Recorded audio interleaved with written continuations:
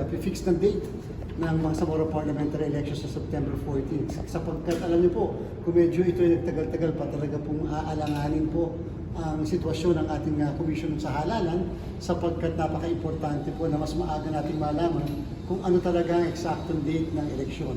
Lahat po kasi ng paghahanda ay magsisimula kapag na-fix na natin yung date ng ating eleksyon sa Bangsamoro. Ngayong yan po ay naipasa na, naging pagganap na batas.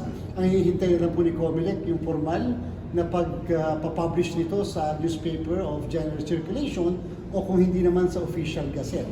Diyan po kasi magiging effective na ang ating batas base sa naging provision na yan ng bagong batas na ito. Kung kaya hihintayin pa po natin yan. Pero kami po ay kasalukuyan ng nagda-draft ng ating implementing rules and regulation.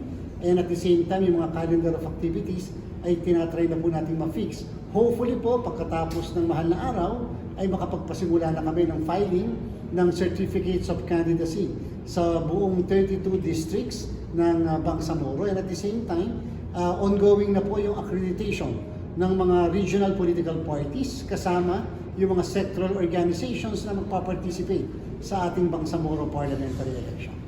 Chair, bakit po pala hindi natin hinintay yung isa ba yung COC filing, yung accreditation? Yung po kasing accreditation ng mga regional political parties at saka sectoral organizations ay hindi naman nakadepende sa kung ano yung date ng ating halalan.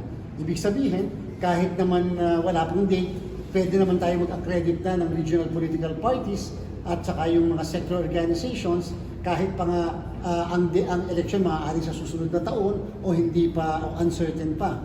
Samantalang yung filing ng candidacy, hindi talaga tayo makakapag-file ng candidacy dahil wala pang date, hindi namin alam, and therefore yung tinatawag natin general instruction o yung guidelines on the filing of candidacy ay hindi rin namin ito maipopromulgate. So yan po yung mga medyo limitasyon na nasolve na ngayon nang ito ay lagdaan at maging ganap na batas